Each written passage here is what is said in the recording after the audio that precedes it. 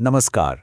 Financial markets में हाल ही में एक ऐसी घटना हुई जिसने सबको चौंका दिया। सोने और चांदी की कीमतों में अचानक से बहुत भारी गिरावट आई। तो चलिए आज समझते हैं कि इस भूचाल के पीछे की असली वजह क्या थी। हुआ ये कि शुक्रवार 30 जनवरी को चांदी की कीमतों में सीधे सीधे 20% की जबरदस्त गिरावट आ गई। इसने तो इन्वेस्टर्स को पूरी तरह से हिला के रख दिया। और बात सिर्फ चांदी तक ही सीमित नहीं रही, सोना भी इससे बच नहीं पाया। सोने की कीमतों में भी 8% की एक बड़ी गिरावट देखने को मिली, जो अपने आप में एक बहुत बड़ा झटका था।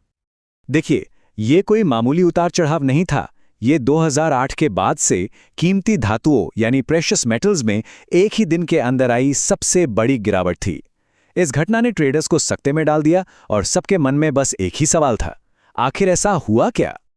तो इस भारी गिरावट की वजह मार्केट में कोई टेक्निकल गड़बड़ी नहीं थी, बल्कि इसका कारण था अमेरिका से आया सिर्फ एक पॉलिटिकल अनाउंसमेंट। राष्ट्रपति डोनाल्ड ट्रंप ने यह ऐलान किया कि केविन वॉर्श अमेरिका के सेंट्रल बैंक यानी फेडरल रिजर्व के नए अध्यक्ष होंगे। और बस इसी एक खबर ने मार्केट के सारे डर को एक तरह से कहें तो राहत की लहर में बदल दिया। यहां पर जो समझने वाली बात है वो है फेड इंडिपेंडेंस, मतलब कि सेंट्रल बैंक बिना किसी सरकारी दखल के अपने फैसले ले सके। इस नॉमिनेशन को इसी स्वतंत्रता को बनाए रखने के एक कदम की तरह देखा गया, जिससे इन्वेस्टर्स का डर काफी हद तक कम हो गया। लेकिन सिर्फ एक घोषणा से इतना बड़ा असर कैसे हो गया, इसे समझने के लिए हमें उस समय के मार्केट के माहौल को देखना होगा, जो पहले से ही काफी तनाव में था। दरअसल इस अनाउंसमेंट से ठीक पहले इन्वेस्टर्स सेफ हेवन एसेट्स में जैसे कि सोना और चांदी जमकर पैसा लगा रहे थे। ये वो एसेट्स होते हैं जिन्हें बाजार में उथल-पुथल के दौरान सबसे सुरक्षित माना जाता है। उस हफ्ते मार्केट का मूड बिल्कुल एक रोलर कोस्टर की तरह था। एक तरफ जियोपॉलिटिकल टेंशन और सरकारी नीतियों पर शक डर बढ़ा रहे थे, जिससे कीमतें ऊपर जा रही थीं। वहीं दूसरी तरफ स्थिरता की उम्मीद भी थी।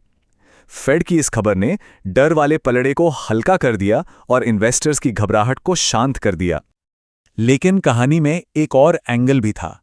कुछ एनालिस्ट्स का मानना था कि मार्केट एक खिंचे हुए रबर बैंड की तरह हो गया था, जो कभी भी टूट सकता था। मतलब एक बड़े सुधार या कहें कि करेक्शन की उम्मीद पहले से ही थी। और इसकी वजह भी साफ थी। प्रेशियस मेटल्स में एक अविश्वसनीय रैली देखने को मिली थी। चांदी की कीमतें तो अकेले इसी साल 40% से ज्यादा बढ़ चुकी थीं और अपने ऑल टाइम हाई पर पहुंच गई थीं। मतलब टेक्निकल इंडिकेटर्स तो पहले से ही चेतावनी दे रहे थे कि मार्केट ओवरहीट हो चुका है या ओवरबॉट है। तो कह सकते हैं कि फेड की घोषणा ने तो बस उस करेक्शन के लिए एक ट्रिगर का काम किया, जिसका अंदाजा कई लोगों को पहले से था।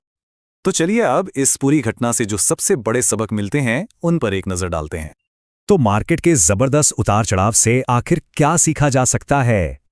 यह घटना साफ तौर पर दिखाती है कि मार्केट का सेंटिमेंट पॉलिटिकल खबरों से कितनी तेजी से बदल सकता है, और यह भी कि सबसे सुरक्षित माने जाने वाले सेफ हेवन एसेट्स भी अचानक होने वाली बड़ी बिकवाली से बचे नहीं रह सकते।